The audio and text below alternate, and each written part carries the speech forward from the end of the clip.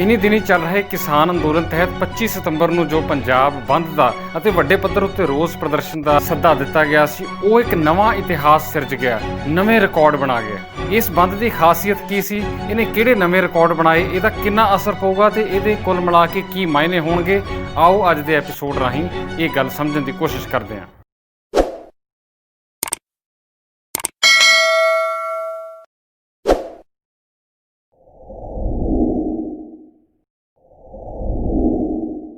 ਜਿਵੇਂ ਕਿ ਆਪਾਂ ਸਾਰੇ ਜਾਣਦੇ ਹਾਂ ਕਿ ਕੇਂਦਰ ਸਰਕਾਰ ਖੇਤੀ ਨਾਲ ਸੰਬੰਧਿਤ 3 ਆਰਡੀਨੈਂਸ ਲੈ ਕੇ ਆਈ ਸੀ, ਜਿਨ੍ਹਾਂ ਦਾ ਕਾਫੀ ਵਿਰੋਧ ਹੋ ਰਿਹਾ ਤੇ ਉਸੇ ਵਿਰੋਧ ਦੇ ਸਿਲਸਿਲੇ ਵਿੱਚ ਇਹ ਅੰਦੋਲਨ ਚੱਲ ਰਿਹਾ ਤੇ ਇਸੇ ਤਹਿਤ 25 ਸਤੰਬਰ ਨੂੰ ਪੰਜਾਬ ਬੰਦ ਦਾ ਸੱਦਾ ਦਿੱਤਾ ਗਿਆ ਸੀ। ਇਹ ਆਰਡੀਨੈਂਸ ਕੀ ਹੈ, ਇਹਦੇ ਵਿੱਚ ਕੀ ਐਸੀਆਂ ਗੱਲਾਂ, ਇਹ ਅਸੀਂ ਪਿਛਲੇ ਐਪੀਸੋਡ ਦੇ ਵਿੱਚ ਜਾਣਕਾਰੀ ਦੇ ਚੁੱਕੇ ਹਾਂ ਅਤੇ ਜੇਕਰ ਕੋਈ ਦੁਬਾਰਾ ਸੁਣਨਾ ਚਾਹੁੰਦਾ ਤਾਂ ਉਹ ਵਾਲਾ ਐਪੀਸੋਡ ਵੇਖਿਆ ਜਾ ਸਕਦਾ ਹੈ। ਇਹਨਾਂ ਤਿੰਨੋਂ ਆਰਡੀਨੈਂਸਿਸ ਦੇ ਖਿਲਾਫ ਜੋ ਰੋਸ ਅੰਦੋਲਨ ਕਿਸਾਨਾਂ ਨੇ ਸ਼ੁਰੂ ਕੀਤਾ, ਉਸੇ ਤਹਿਤ ਪੰਜਾਬ ਬੰਦ ਦਾ ਸੱਦਾ ਦਿੱਤਾ ਗਿਆ ਸੀ। ਹੁਣ ਇਸ ਬੰਦ ਦੇ ਬਾਰੇ ਸਭ ਤੋਂ ਪਹਿਲਾਂ ਸਾਨੂੰ ਇਹ ਗੱਲ ਸਮਝਣੀ ਬਹੁਤ ਜ਼ਰੂਰੀ ਹੈ ਕਿ ਇਹ ਕੋਈ ਆਮ ਬੰਦ ਨਹੀਂ ਸੀ, ਧੱਕੇਸ਼ਾਹੀ ਅਤੇ ਵਿਤਕਰੇ ਦੇ ਖਿਲਾਫ ਇੱਕ ਲੋਕ ਰੋਹ ਦਾ ਪ੍ਰਗਟਾਵਾ ਸਾਬਤ ਹੋਇਆ। ਪੰਜਾਬ ਅੰਦਰ ਕੁੱਲ 31 ਕਿਸਾਨ ਜਥੇਬੰਦੀਆਂ ਨੇ ਅਤੇ ਆਮ ਤੌਰ 'ਤੇ ਇਹ ਜਥੇਬੰਦੀਆਂ ਆਪੋ ਆਪਣੇ ਵੱਖਰੇ ਪ੍ਰੋਗਰਾਮ ਉਲੀਕਦੀਆਂ ਰਹਿੰਦੀਆਂ ਨੇ, ਪਰ ਇਸ ਵਾਰ ਖਾਸ ਗੱਲ ਇਹ ਸੀ ਕਿ ਇਹ ਸਾਰੀਆਂ 31 ਦੀਆਂ 31 ਕਿਸਾਨ ਜਥੇਬੰਦੀਆਂ ਇੱਕੋ ਮੰਚ ਉੱਤੇ ਇਕੱਠੇ ਹੋ ਕੇ ਜੋ ਏਕਤਾ ਵਿਖਾਈ, ਉਸੇ ਦਾ ਨਤੀਜਾ ਸੀ ਕਿ ਇਹ ਬੰਦ ਬਹੁਤ ਵੱਡੇ ਪੱਧਰ ਉੱਤੇ ਸਫਲ ਹੋਇਆ। ਹੁਣ ਬੰਦ ਦੇ ਸੱਦੇ ਅਤੇ ਬੰਦ ਦੇ ਪ੍ਰੋਗਰਾਮ ਤਾਂ ਹੋਰ ਬਹੁਤ ਸਾਰੇ ਹੁੰਦੇ ਰਹਿੰਦੇ ਆ, ਪਰ ਇਸ ਬੰਦ ਦੀ ਖਾਸੀਅਤ ਇਹ ਸੀ ਕਿ ਇਹਦੇ ਵਿੱਚ ਕਿਸੇ ਨੂੰ ਵੀ ਬੰਦ ਵਿੱਚ ਸ਼ਾਮਲ ਹੋਣ ਦੇ ਲਈ ਮਜਬੂਰ ਨਹੀਂ ਕੀਤਾ ਗਿਆ। ਕਿਸੇ ਦੁਕਾਨਦਾਰ ਨੂੰ ਇਹ ਨਹੀਂ ਕਿਹਾ ਗਿਆ ਜ਼ਬਰਦਸਤੀ ਕਿ ਤੂੰ ਆਪਣੀਆਂ ਦੁਕਾਨਾਂ ਬੰਦ ਕਰ, ਜਾਂ ਕਿਸੇ ਵੀ ਹੋਰ ਢੰਗ ਤਰੀਕੇ ਨਾਲ ਕੋਈ ਜ਼ਬਰਦਸਤੀ ਨਹੀਂ ਕੀਤੀ ਗਈ। ਲੋਕ ਆਪ ਮੁਹਾਰੇ ਵਹੀਰਾਂ ਘੱਤ ਕੇ ਇਸ ਮੋਰਚੇ ਵਿੱਚ, ਇਸ ਅੰਦੋਲਨ ਵਿੱਚ ਸ਼ਾਮਲ ਹੋਏ। ਇਸ ਦੌਰਾਨ ਕਿਸੇ ਵੀ ਕਿਸਮ ਦੀ ਹੁੱਲੜਬਾਜ਼ੀ, ਭੰਨ ਤੋੜ, ਲੜਾਈ ਝਗੜਾ ਬਿਲਕੁਲ ਨਹੀਂ ਹੋਇਆ। ਪੂਰੇ ਸ਼ਾਂਤਮਈ ਤਰੀਕੇ ਨਾਲ ਇਸ ਬੰਦ ਨੂੰ, ਇਸ ਰੋਸ ਅੰਦੋਲਨ ਨੂੰ ਕਾਮਯਾਬ ਬਣਾਇਆ ਗਿਆ। ਇਸ ਦੌਰਾਨ ਸਭ ਤੋਂ ਵੱਡਾ ਇਕੱਠ ਸ਼ੰਭੂ ਬਾਰਡਰ ਉੱਤੇ ਹੋਇਆ, ਜਾਂ ਜਿਹਨੂੰ ਸ਼ੰਭੂ ਬੈਰੀਅਰ ਵੀ ਕਿਹਾ ਜਾਂਦਾ ਹੈ। ਸ਼ੰਭੂ ਬੈਰੀਅਰ ਜਿਹੜਾ ਕਿ ਪੰਜਾਬ ਤੋਂ ਹਰਿਆਣੇ ਅਤੇ ਹਰਿਆਣੇ ਤੋਂ ਪੰਜਾਬ ਦਾ ਐਂਟਰੀ ਪੁਆਇੰਟ ਹੈ, ਉੱਥੇ ਸਭ ਤੋਂ ਵੱਡਾ ਇਕੱਠ ਹੋਇਆ ਅਤੇ ਇਹਦੀ ਖਾਸ ਗੱਲ ਇਹ ਸੀ ਕਿ ਇੱਥੇ ਨੌਜਵਾਨ ਵੱਡੀ ਗਿਣਤੀ ਵਿੱਚ ਇਕੱਠੇ ਹੋਏ। ਇੱਥੇ ਇਕੱਠ ਏਡਾ ਵੱਡਾ ਸੀ ਕਿ ਉੱਥੇ ਤਿਲ ਸੁੱਟਣ ਨੂੰ ਥਾਂ ਨਹੀਂ ਸੀ, ਬੈਠਣ ਲਈ ਤਾਂ ਦੂਰ, ਖੜੇ ਹੋਣ ਦੇ ਲਈ ਵੀ ਥਾਂ ਘੱਟ ਪੈ ਰਹੀ ਸੀ। ਇਸ ਅੰਦੋਲਨ ਵਿੱਚ ਇਸ ਬੰਦ ਦੇ ਦਿਨ ਵੱਡੀ ਗਿਣਤੀ ਵਿੱਚ ਨੌਜਵਾਨਾਂ ਦੀ ਜੋ ਸ਼ਮੂਲੀਅਤ ਹੋਈ, ਉਹ ਵੀ ਇੱਕ ਬਹੁਤ ਚੰਗਾ ਸੰਕੇਤ ਮੰਨਿਆ ਜਾ ਸਕਦਾ, ਕਿਉਂਕਿ ਹੁਣ ਤੱਕ ਸਾਡੇ ਪੰਜਾਬ ਦੇ ਨੌਜਵਾਨਾਂ ਉੱਤੇ ਬਹੁਤ ਸਾਰੇ ਇਲਜ਼ਾਮ ਲੱਗਦੇ ਰਹੇ ਆ ਕਿ ਇਹ ਨਸ਼ਿਆਂ ਮਗਰ ਪਏ ਹੋਏ ਆ, ਇਹਨਾਂ ਦਾ ਚਲੰਤ ਮਾਮਲਿਆਂ ਵੱਲ ਧਿਆਨ ਨਹੀਂ ਹੁੰਦਾ, ਇਹ ਵਿਦੇਸ਼ ਜਾਣ ਲਈ ਕਾਹਲੇ ਨੇ, ਕਿਸਾਨੀ ਤੋਂ ਇਹਨਾਂ ਦਾ ਮੋਹ ਭੰਗ ਹੋ ਗਿਆ। ਪਰ ਉਸ ਦਿਨ ਨੌਜਵਾਨਾਂ ਦੀ ਵੱਡੀ ਗਿਣਤੀ ਵਿੱਚ ਸ਼ਮੂਲੀਅਤ ਨੇ ਇਹ ਗੱਲ ਸਾਫ਼ ਕਰ ਦਿੱਤੀ ਹੈ ਕਿ ਪੰਜਾਬ ਦੇ ਨੌਜਵਾਨਾਂ ਅੰਦਰ ਹਾਲੇ ਵੀ ਜਜ਼ਬਾ ਮੌਜੂਦ ਹੈ। ਤੇਜ਼ ਤਰਾਰ ਗਰਮੀ, ਹੁਮਸ ਅਤੇ ਕੋਵਿਡ-19 ਦੇ ਮਾਹੌਲ ਦੇ ਵਿੱਚ ਵੀ ਸਭ ਖਤਰੇ ਨੂੰ ਦਰਕਿਨਾਰ ਕਰਦਿਆਂ, ਕਿਸੇ ਚੀਜ਼ ਦੀ ਪਰਵਾਹ ਨਾ ਕਰਦਿਆਂ, ਇੰਨੀ ਵੱਡੀ ਗਿਣਤੀ ਵਿੱਚ ਲੋਕਾਂ ਦਾ ਇਸ ਅੰਦੋਲਨ ਵਿੱਚ, ਇਸ ਬੰਦ ਵਿੱਚ ਹਿੱਸਾ ਲੈਣਾ ਆਪਣੇ ਆਪ ਵਿੱਚ ਇਹ ਗੱਲ ਦੱਸਦਾ ਹੈ ਕਿ ਪੰਜਾਬ ਦੇ ਲੋਕ ਜਾਨ ਤਲੀ ਉੱਤੇ ਧਰ ਕੇ ਇਸ ਅੰਦੋਲਨ ਨੂੰ ਕਾਮਯਾਬ ਬਣਾਉਣ ਲਈ ਉਸ ਦਿਨ ਸੜਕਾਂ ਉੱਤੇ ਨਿਤਰੇ ਸਨ।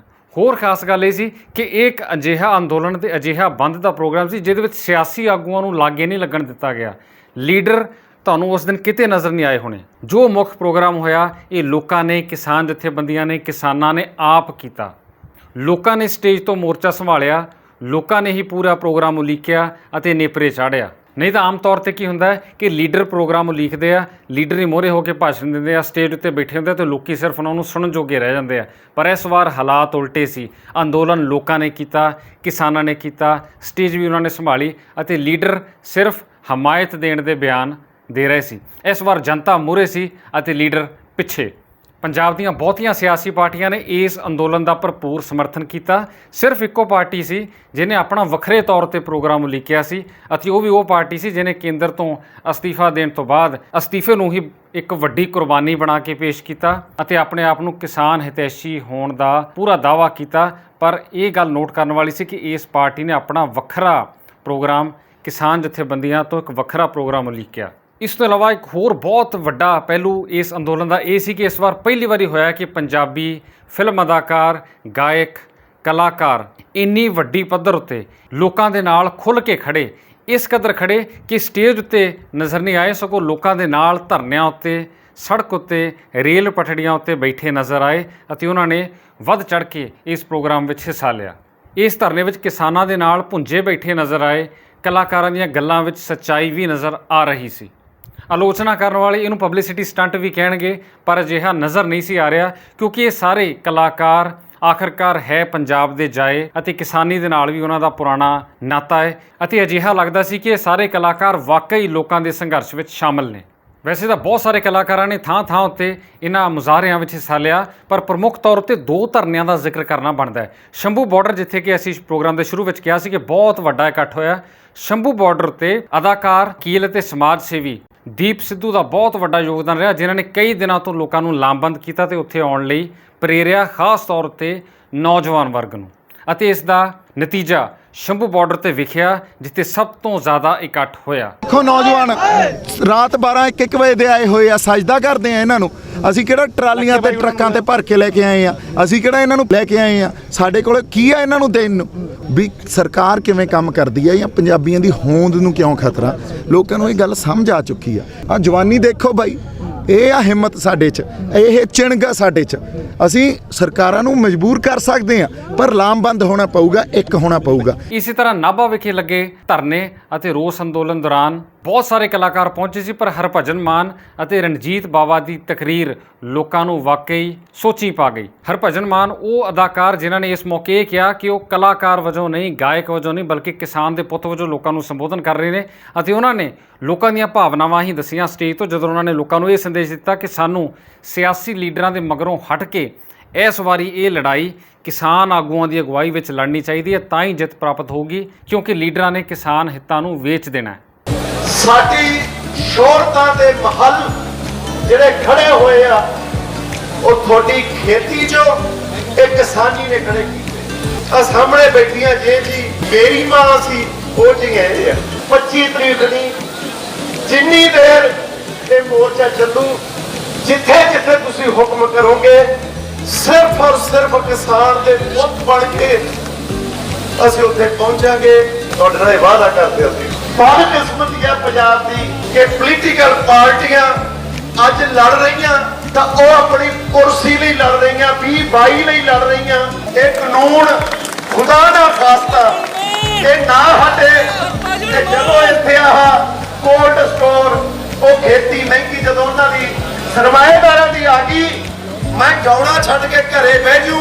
ਉਹਨਾਂ ਵਿੱਚ ਹਿੱਸੇਦਾਰੀ ਇਹਨਾਂ ਲੀਡਰਾਂ ਦੀ ਹੋਊ ਕਿ ਤੁਸੀਂ ਇਹਨਾਂ ਜਥੇਵਾਂ ਝੋਲੀਆਂ ਢੱਕ ਕੇ ਨੌਜਵਾਨ ਪਨੀਰੀ ਨੂੰ ਕਹਿਣਾ, ਇਹਨਾਂ ਮਗਰ ਲੱਗੋ।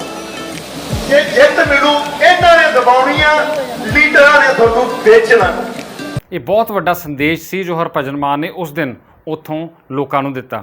ਇਸੇ ਤਰ੍ਹਾਂ ਰਣਜੀਤ ਬਾਵਾ, ਜਿਨ੍ਹਾਂ ਨੇ ਕਿ ਬੀਤੇ ਕਈ ਦਿਨਾਂ ਤੋਂ ਕਿਸਾਨਾਂ ਦੇ ਹੱਕ ਵਿੱਚ ਆਵਾਜ਼ ਬੁਲੰਦ ਕੀਤੀ ਅਤੇ ਕਿਸਾਨਾਂ ਦੇ ਵਿਰੁੱਧ ਬੋਲਣ ਵਾਲੇ ਫਿਲਮੀ ਐਕਟਰਾਂ ਕੰਗਨਾ ਰਣੌਤ ਅਤੇ ਅਨੁਪਮ ਖੇਰ ਨੂੰ ਵੀ ਸਿੱਧਾ ਜਵਾਬ ਦਿੱਤਾ ਸੀ। ਨਾਲ ਦੀ ਨਾਲ ਇਹ ਵੀ ਚੇਤੇ ਰੱਖੀਏ ਕਿ ਇਹ ਉਹ ਦਿਨ ਨੇ, ਸਤੰਬਰ ਮਹੀਨੇ ਦਾ ਅੰਤ ਤੇ ਅਕਤੂਬਰ ਦਾ ਸ਼ੁਰੂ, ਇਹ ਉਹ ਦਿਨ ਨੇ ਜਦੋਂ ਖੇਤਾਂ ਵਿੱਚ ਕਮਾਦ ਅਤੇ ਝੋਨੇ ਦੀ ਫਸਲ ਇਸ ਵੇਲੇ ਪੂਰੀ ਤਿਆਰੀ ਵਿੱਚ ਹੈ। ਕਿਸਾਨ ਆਪਣੀ ਇਸ ਜੋਬਨ ਉੱਤੇ ਖੜੀ ਫਸਲ ਨੂੰ ਛੱਡ ਕੇ ਜੇ ਸੜਕਾਂ ਉੱਤੇ, ਧਰਨਿਆਂ ਉੱਤੇ, ਰੇਲ ਪਟੜੀਆਂ ਉੱਤੇ ਬੈਠਣ ਲਈ ਮਜਬੂਰ ਹੋਏ ਤਾਂ ਇੱਕ ਬਹੁਤ ਵੱਡੀ ਕਾਰਵਾਈ ਸੀ। ਜਿੱਥੇ ਬਜ਼ੁਰਗ ਕਿਸਾਨ ਰੇਲ ਪਟੜੀਆਂ ਉੱਤੇ ਬੈਠੇ ਨਜ਼ਰ ਆਏ, ਉੱਥੇ ਨਾਲ ਦੀ ਨਾਲ ਬਜ਼ੁਰਗ ਬੀਬੀਆਂ, ਨੌਜਵਾਨ ਅਤੇ ਬੱਚਿਆਂ ਨੇ ਵੀ ਵੱਧ ਚੜ੍ਹ ਕੇ ਇਸ ਅੰਦੋਲਨ ਵਿੱਚ ਹਿੱਸਾ ਲਿਆ। ਇੱਥੋਂ ਇਹ ਸੋਚਣਾ ਬਣਦਾ ਹੈ ਕਿ ਕਿੰਨਾ ਵੱਡਾ ਮਸਲਾ ਹੋਊਗਾ ਜੋ ਇਹਨਾਂ ਸਾਰਿਆਂ ਨੂੰ ਇੰਨੇ ਵੱਡੇ ਪੱਧਰ ਉੱਤੇ ਮੂਹਰੇ ਆਉਣਾ ਪਿਆ, ਸਰਕਾਰ ਦੇ ਖਿਲਾਫ ਰੋਸ ਪ੍ਰਦਰਸ਼ਨ ਕਰਨਾ ਪਿਆ। ਦੇਸ਼ ਅੰਦਰ ਹਰ ਔਖੇ ਵੇਲੇ, ਹਰ ਮੁਸ਼ਕਿਲ ਦੇ ਸਮੇਂ ਪੰਜਾਬ ਸੂਬੇ ਨੇ ਇਸ ਦੇਸ਼ ਨੂੰ ਅਗਵਾਈ ਦਿੱਤੀ ਹੈ। ਇਤਿਹਾਸ ਇਸ ਗੱਲ ਦਾ ਗਵਾਹ ਹੈ ਕਿ ਪੰਜਾਬ ਨੇ ਹਮੇਸ਼ਾ ਮੂਹਰੇ ਹੋ ਕੇ ਲੜਾਈ ਲੜੀ ਹੈ, ਚਾਹੇ ਉਹ ਆਜ਼ਾਦੀ ਦੀ ਲੜਾਈ ਸੀ, ਪੰਜਾਬੀ ਸੂਬੇ ਨੂੰ ਕਾਇਮ ਕਰਨ ਲਈ ਲੜਾਈ ਸੀ, ਜਾਂ ਫਿਰ ਐਮਰਜੈਂਸੀ ਜੋ 70 ਦੇ ਦਹਾਕੇ ਵਿੱਚ ਲੱਗੀ ਸੀ ਉਹਦੇ ਖਿਲਾਫ ਲੜਾਈ ਦੀ ਗੱਲ ਹੋਈ ਤਾਂ ਸਭ ਤੋਂ ਪਹਿਲਾਂ ਪੰਜਾਬ ਮੂਹਰੇ ਆਇਆ। ਪੰਜਾਬ ਨੇ ਪੂਰੇ ਦੇਸ਼ ਨੂੰ ਸੇਧ ਦਿੱਤੀ। ਜਦੋਂ ਬਾਕੀ ਦੇਸ਼ ਦੇ ਜ਼ਿਆਦਾਤਰ ਹਿੱਸੇ ਇਸ ਮੁੱਦੇ ਉੱਤੇ ਚੁੱਪੀ ਬੈਠੇ ਸੀ ਜਾਂ ਬਾਹਲਾ ਰੋਸ ਪ੍ਰਦਰਸ਼ਨ ਨਹੀਂ ਕਰ ਰਹੇ ਸੀ ਜਿੰਨਾ ਉਹਨਾਂ ਦਾ ਕਰਨਾ ਬਣਦਾ ਸੀ, ਉਸ ਮੌਕੇ ਪੰਜਾਬ ਨੇ ਆਵਾਜ਼ ਉਠਾਈ ਹੈ ਅਤੇ ਪੰਜਾਬ ਦੀ ਦੇਖਾ ਦੇਖੀ ਬਾਕੀ ਸੂਬਿਆਂ ਨੂੰ ਵੀ ਇਸ ਗੱਲ ਦਾ ਅਹਿਸਾਸ ਹੋਇਆ ਕਿ ਇਸ ਮੁੱਦੇ ਉੱਤੇ ਉਹਨਾਂ ਨੂੰ ਵੀ ਆਪਣਾ ਰੋਸ ਜ਼ਾਹਰ ਕਰਨਾ ਚਾਹੀਦਾ ਹੈ। ਇਹ ਗੱਲ ਸਰਕਾਰ ਦੇ ਕੰਨਾਂ ਤੱਕ ਪਹੁੰਚਾਉਣੀ ਚਾਹੀਦੀ ਹੈ ਕਿ ਲੋਕ ਇਸ ਕਾਨੂੰਨ ਦੇ ਬਾਰੇ ਕੀ ਸੋਚਦੇ ਨੇ। ਇਸ ਤਰ੍ਹਾਂ ਬੜੇ ਸਾਲਾਂ ਬਾਅਦ ਪੰਜਾਬ ਵਿੱਚ ਇਹ ਦ੍ਰਿਸ਼ ਬਣਿਆ ਜਦੋਂ ਪੰਜਾਬ ਦੇ ਲੋਕ ਏਡੀ ਵੱਡੀ ਗਿਣਤੀ ਵਿੱਚ ਸਰਕਾਰ ਦੇ ਖਿਲਾਫ ਸੜਕਾਂ ਉੱਤੇ ਨਿਤਰੇ ਅਤੇ ਆਪਣੀ ਆਵਾਜ਼ ਬੁਲੰਦ ਕੀਤੀ। ਪੰਜਾਬ ਦੇ ਸੁਨਹਿਰੀ ਦਿਨਾਂ ਦੌਰਾਨ ਅਜਿਹੇ ਮੋਰਚੇ ਅਤੇ ਅਜਿਹੇ ਅੰਦੋਲਨਾਂ ਦੀਆਂ ਗੱਲਾਂ ਅਕਸਰ ਅਸੀਂ ਕਿਤਾਬਾਂ ਵਿੱਚ ਜਾਂ ਪੁਰਾਣੇ ਇਤਿਹਾਸ ਦੇ ਵਿੱਚ ਪੜ੍ਹਦੇ ਰਹਿੰਦੇ ਹਾਂ, ਪਰ ਐਤਕੀ ਖਾਸ ਤੌਰ ਤੇ ਨਵੀਂ ਪੀੜ੍ਹੀ ਨੇ ਚੀਜ਼ ਜ਼ਰੂਰ ਵੇਖੀ ਹੋਊਗੀ ਕਿ ਇਹ ਸਾਰੀਆਂ ਚੀਜ਼ਾਂ ਪੰਜਾਬ ਦੇ ਵਿਰਸੇ ਵਿੱਚ, ਸਾਡੇ ਸੁਭਾਅ ਵਿੱਚ ਸ਼ਾਮਲ ਨੇ। ਇਸ ਮੌਕੇ ਇੱਕ ਸਵਾਲ ਵੀ ਹੈ ਜੋ ਸਾਰਿਆਂ ਦੇ ਮਨਾਂ ਵਿੱਚ ਉੱਠਦਾ ਹੋਊਗਾ। ਉਹ ਸਵਾਲ ਇਹ ਹੈ ਕਿ ਇਹ ਰੋਸ ਅੰਦੋਲਨ ਹੋ ਗਿਆ, ਬੰਦ ਸਫਲ ਹੋ ਗਿਆ, ਪਰ ਇਸ ਦੌਰਾਨ ਹੁਣ ਜੋ ਲੋਕਾਂ ਦੀ ਆਵਾਜ਼ ਆ ਉਹ ਸਰਕਾਰ ਦੇ ਕੰਨਾਂ ਤੱਕ ਪਹੁੰਚ ਗਈ ਹੋਊਗੀ। ਸਰਕਾਰ ਤੇ ਤਾਂ ਕੀ ਅਸਰ ਹੋਊਗਾ? ਬਿਲਕੁਲ, ਆਵਾਜ਼ ਸਰਕਾਰ ਦੇ ਕੰਨਾਂ ਤੱਕ ਜ਼ਰੂਰ ਪਹੁੰਚੀ ਹੋਊਗੀ, ਕਿਉਂਕਿ ਸਰਕਾਰ ਦੀਆਂ ਸੂਹੀਆ ਏਜੰਸੀਆਂ ਅਤੇ ਉਹਨਾਂ ਦੇ ਇਨਫੋਰਮੇਸ਼ਨ ਬਿਊਰੋ ਜਿਹੜੇ ਆ ਉਹ ਹਰ ਨਿੱਕੀ ਤੋਂ ਨਿੱਕੀ ਗੱਲ ਦੀ ਰਿਪੋਰਟ ਸਰਕਾਰ ਨੂੰ ਨਾਲੋਂ ਨਾਲ ਪਹੁੰਚਾਉਂਦੇ ਆ। ਅਜੇ ਵਿੱਚ ਇਸ ਗੱਲ ਦੀ ਪੂਰੀ ਸੰਭਾਵਨਾ ਹੈ ਕਿ ਪੰਜਾਬ ਦੇ ਕਿਸਾਨਾਂ ਨੇ ਅਤੇ ਪੰਜਾਬ ਦੇ ਲੋਕਾਂ ਨੇ ਜੋ ਰੋਸ ਮੁਜ਼ਾਹਰਾ ਕੀਤਾ, ਉਸ ਦਿਨ ਏਕਤਾ ਦਾ ਪ੍ਰਗਟਾਵਾ ਕੀਤਾ, ਉਹ ਜ਼ਰੂਰ ਸਰਕਾਰ ਦੇ ਕੰਨਾਂ ਤੱਕ ਪਹੁੰਚ ਗਿਆ ਹੋਊਗਾ। ਸਰਕਾਰ ਦੇ ਕੰਨ ਜ਼ਰੂਰ ਖੜੇ ਹੋ ਗਏ ਹੋਣਗੇ।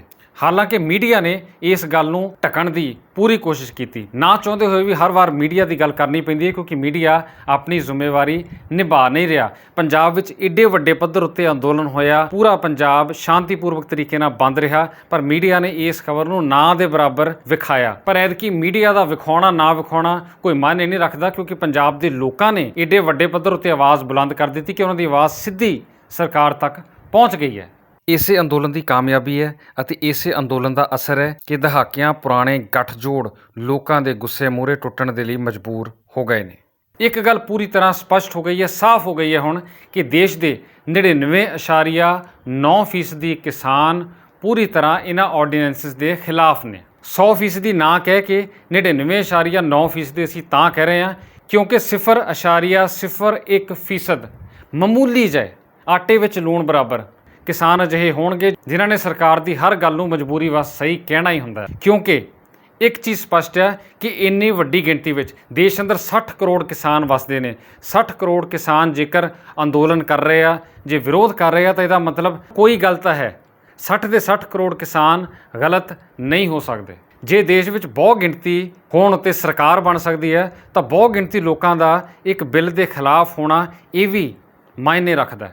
ਸਰਕਾਰ ਹਾਲੇ ਵੀ ਕਹਿ ਰਹੀ ਹੈ ਕਿ ਇਹ ਬਿੱਲ ਕਿਸਾਨਾਂ ਦੇ ਫਾਇਦੇ ਵਿੱਚ ਆ, ਉਹਦੀਆਂ ਖੂਬੀਆਂ ਗਿਣਾਉਣ 'ਤੇ ਲੱਗੇ ਹੋਏ ਆ, ਅਤੇ ਕਿਸਾਨ ਜਿਹੜੇ ਅੰਦੋਲਨ ਕਰ ਰਹੇ ਉਹਨਾਂ ਦੇ ਬਾਰੇ ਸਰਕਾਰ ਹਾਲੇ ਵੀ ਇਹ ਕਹਿ ਰਹੀ ਹੈ ਕਿ ਇਹਨਾਂ ਨੂੰ ਵਰਗਲਾਇਆ ਗਿਆ, ਕਿ ਵਿਰੋਧੀ ਧਿਰਾਂ ਨੇ ਇਹਨਾਂ ਨੂੰ ਵਰਗਲਾ ਕੇ ਅੰਦੋਲਨ ਦੇ ਰਾਹ ਪਾਇਆ।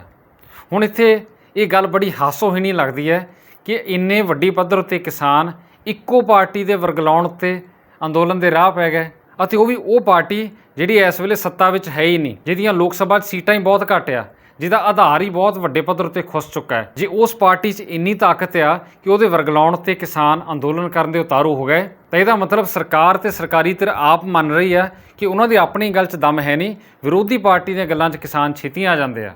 ਅਤੇ ਦੂਜੀ ਗੱਲ, ਜੇ ਕਿਸਾਨਾਂ ਨੇ ਜਾਂ ਲੋਕਾਂ ਨੇ ਉਸ ਦੂਜੀ ਪਾਰਟੀ ਦੇ ਕਹਿਣੇ 'ਤੇ ਲੱਗ ਕੇ ਅੰਦੋਲਨ ਸ਼ੁਰੂ ਕੀਤਾ ਆ, ਤੇ ਇਹਦਾ ਮਤਲਬ ਇਹ ਹੋਇਆ ਕਿ ਕਿਸਾਨ ਅਤੇ ਲੋਕੀ ਉਸ ਪਾਰਟੀ ਦੀ ਗੱਲ ਜ਼ਿਆਦਾ ਮੰਨਦੇ ਆ, ਉਹਨੂੰ ਜ਼ਿਆਦਾ ਪਿਆਰ ਕਰਦੇ ਆ। ਜੇ ਅਜਿਹਾ ਹੀ ਹੁੰਦਾ ਤਾਂ ਪਿਛਲੇ ਸਾਲ ਹੋਈਆਂ ਚੋਣਾਂ ਵਿੱਚ ਉਸ ਪਾਰਟੀ ਦੀ ਸਰਕਾਰ ਬਣਨੀ ਸੀ। ਸੋ ਇਹ ਸਭ ਦੋਸ਼ ਲਾਉਣ ਵਾਲੀਆਂ ਗੱਲਾਂ ਕਿਸਾਨਾਂ ਉੱਤੇ ਬੜੀ ਹਾਸੋਹੀਣੀਆਂ ਗੱਲਾਂ ਆ। ਇਹਨਾਂ ਦਾ ਕਿਤੇ ਵੀ ਕੋਈ ਤਰਕ ਜਾਂ ਦਲੀਲ ਨਾਲ ਕੋਈ ਲੈਣਾ ਦੇਣਾ ਨਹੀਂ ਲੱਗਦਾ। ਸੋ ਵਾਪਸ ਅੰਦੋਲਨ ਦੀ ਗੱਲ ਕਰੀਏ, ਜਦੋਂ ਕਿਸੇ ਲਹਿਰ ਨੂੰ ਲੋਕਾਂ ਦਾ ਸਮਰਥਨ ਮਿਲਣਾ ਸ਼ੁਰੂ ਹੋ ਜਾਵੇ ਤਾਂ ਇਹ ਉਹਦੀ ਕਾਮਯਾਬੀ ਦੀ ਪੱਕੀ ਨਿਸ਼ਾਨੀ ਹੁੰਦੀ ਹੈ, ਅਤੇ ਅਜਿਹਾ ਐਤਕੀ ਹੋਇਆ। ਇਹ ਅੰਦੋਲਨ ਦੇ ਵਿੱਚ ਵੀ ਨਜ਼ਰ ਆਇਆ ਤੇ 25 ਸਤੰਬਰ ਦੇ ਪੰਜਾਬ ਬੰਦ ਵਿੱਚ ਵੀ ਨਜ਼ਰ ਆਇਆ, ਜੋ ਹੌਲੀ ਹੌਲੀ ਬਾਕੀ ਸੂਬਿਆਂ ਨੂੰ ਵੀ ਪ੍ਰਭਾਵਿਤ ਕਰੂਗਾ। ਪਰ ਨਾਲ ਸਾਵਧਾਨੀ ਵੀ ਵਰਤਣੀ ਜ਼ਰੂਰੀ ਹੈ, ਕਿਉਂਕਿ ਇਹ ਅੰਦੋਲਨ ਹਾਲੇ ਸਿਰਫ ਸ਼ੁਰੂ ਹੋਇਆ। ਇਸ ਦੀ ਨੀਂਹ ਰੱਖੀ ਗਈ ਹੈ, ਨੀਂਹ ਮਜ਼ਬੂਤ ਹੈ ਅਤੇ ਸਫਲ ਹੈ। ਪਰ ਨਾਲ ਦੀ ਨਾਲ ਕਿਸਾਨਾਂ ਨੂੰ ਅਤੇ ਕਿਸਾਨ ਜਥੇਬੰਦੀਆਂ ਨੂੰ ਇਸ ਗੱਲ ਦਾ ਬਹੁਤ ਜ਼ਿਆਦਾ ਧਿਆਨ ਰੱਖਣਾ ਪੈਣਾ ਹੈ ਕਿ ਉਹਨਾਂ ਦੇ ਅੰਦੋਲਨ ਨੂੰ ਕਿਸੇ ਵੀ ਤਰ੍ਹਾਂ ਕੋਈ ਤਾਰ ਪੀੜੋ ਨਾ ਕਰ ਦੇਵੇ। ਇਸ ਅੰਦੋਲਨ ਨੂੰ ਖੋਖਲਾ ਕਰਨ ਦੀਆਂ ਕੋਸ਼ਿਸ਼ਾਂ ਹੋਣਗੀਆਂ। ਸਰਕਾਰੀ ਧਿਰ ਵੱਲੋਂ ਇਸ ਅੰਦੋਲਨ ਨੂੰ ਕਮਜ਼ੋਰ ਵੀ ਕੀਤਾ ਜਾ ਸਕਦਾ ਹੈ, ਇਹਦੇ ਵਿੱਚੋਂ ਬੰਦੇ ਪੱਟੇ ਵੀ ਜਾ ਸਕਦੇ ਆ, ਅਤੇ ਇਹਦੇ ਵਿੱਚ ਆਪਣੇ ਬੰਦੇ ਛੱਡੇ ਵੀ ਜਾ ਸਕਦੇ ਆ, ਕਿਉਂਕਿ ਅਜਿਹਾ ਇਤਿਹਾਸ ਸਾਨੂੰ ਦੱਸਦਾ ਕਿ ਪੁਰਾਣੇ ਸਮਿਆਂ ਦੌਰਾਨ ਬਹੁਤ ਵਾਰ ਅਜਿਹਾ ਹੋਇਆ ਕਿ ਸਰਕਾਰੀ ਧਿਰ ਨੇ ਕਿਸੇ ਲੋਕ ਲਹਿਰ ਨੂੰ ਕਮਜ਼ੋਰ ਕਰਨ ਦੇ ਲਈ ਅਜਿਹੇ ਹੱਥਕੰਡੇ ਵਰਤੇ ਨੇ, ਇਹ ਵਰਤੇ ਜਾ ਚੁੱਕੇ ਨੇ। ਸੰਭਾਵਨਾ ਹੈ ਕਿ ਹੁਣ ਵੀ ਅਜਿਹੀ ਕੋਸ਼ਿਸ਼ ਹੋ ਸਕਦੀ ਹੈ। ਇਸ ਲਈ ਕਿਸਾਨਾਂ ਨੂੰ, ਕਿਸਾਨ ਜਥੇਬੰਦੀਆਂ ਨੂੰ ਅਤੇ ਲੋਕਾਂ ਨੂੰ ਵੀ ਇਸ ਗੱਲ ਦਾ ਪੂਰਾ ਧਿਆਨ ਰੱਖਣਾ ਚਾਹੀਦਾ ਹੈ ਕਿ ਇਹ ਪੂਰਾ ਅੰਦੋਲਨ ਉਹਨਾਂ ਦੇ ਹੱਥ ਵਿੱਚ ਹੀ ਰਵੇ। ਸੋ ਆਸ ਹੈ ਕਿ ਪੰਜਾਬ ਨੇ ਜਿਸ ਢੰਗ ਨਾਲ ਪੂਰੇ ਦੇਸ਼ ਦਾ ਮਾਰਗਦਰਸ਼ਨ ਕੀਤਾ ਹੈ ਅਤੇ ਧੱਕੇਸ਼ਾਹੀ ਅਤੇ ਵਿਤਕਰੇ ਦੇ ਖਿਲਾਫ ਆਵਾਜ਼ ਬੁਲੰਦ ਕੀਤੀ ਹੈ, ਉਸ ਨੂੰ ਬਾਕੀ ਦੇਸ਼ ਵੀ ਮਹਿਸੂਸ ਕਰੂਗਾ, ਅਤੇ ਇਸੇ ਤਰ੍ਹਾਂ ਇਹ ਅੰਦੋਲਨ ਸਫਲਤਾ ਦੇ ਰਾਹ ਪਊਗਾ। ਇਸ ਪੂਰੇ ਅੰਦੋਲਨ ਬਾਰੇ, ਪੰਜਾਬ ਬੰਦ ਦੀ ਕਾਮਯਾਬੀ ਬਾਰੇ ਤੁਸੀਂ ਕੀ ਸੋਚਦੇ ਹੋ? ਆਪਣੇ ਵਿਚਾਰ ਸਾਡੇ ਨਾਲ ਜ਼ਰੂਰ ਸਾਂਝੇ ਕਰਿਓ ਅਤੇ ਇਸ ਪ੍ਰੋਗਰਾਮ ਵਿੱਚ ਦੱਸੀਆਂ ਗੱਲਾਂ ਨੂੰ ਵੱਧ ਤੋਂ ਵੱਧ ਲੋਕਾਂ ਤੱਕ ਜ਼ਰੂਰ ਪਹੁੰਚਾਓ ਤਾਂ ਕਿ ਪੰਜਾਬ ਦੇ ਲੋਕੀ ਜੋ ਹਾਲੇ ਵੀ ਇਸ ਲਹਿਰ ਤੋਂ ਦੂਰੀ ਬਣਾਈ ਬੈਠੇ ਆ ਉਹਨਾਂ ਨੂੰ ਜ਼ਰੂਰ ਇਸ ਗੱਲ ਦਾ ਅਹਿਸਾਸ ਹੋਵੇ ਕਿ ਇਹ ਸਿਰਫ ਕਿਸਾਨ ਦਾ ਮੁੱਦਾ ਨਹੀਂ, ਇਹ ਸਾਡੇ ਸਾਰਿਆਂ ਦੀ ਜ਼ਿੰਦਗੀ ਨੂੰ ਪ੍ਰਭਾਵਿਤ ਕਰਨ ਵਾਲਾ ਮੁੱਦਾ ਹੈ। ਇਸ ਲਈ ਸਾਰਿਆਂ ਦਾ ਇਸ ਮੁੱਦੇ ਉੱਤੇ ਇਕੱਠੇ ਹੋਣਾ ਬਹੁਤ ਜ਼ਰੂਰੀ ਹੈ। ਏਕਤਾ ਨੇ ਹੀ ਪੰਜਾਬ ਬੰਦ ਸਫਲ ਕਰਾਇਆ ਸੀ ਅਤੇ ਉਸੇ ਏਕਤਾ ਨੇ, ਉਸ ਯੂਨਿਟੀ ਨੇ ਲੋਕਾਂ ਨੂੰ ਉਹਨਾਂ ਦੇ ਹੱਕ ਦਿਵਾਉਣੇ ਨੇ। ਪ੍ਰੋਗਰਾਮ ਵੇਖਣ ਦੇ ਲਈ ਤੁਹਾਡਾ ਸਾਰਿਆਂ ਦਾ ਬਹੁਤ ਬਹੁਤ ਧੰਨਵਾਦ।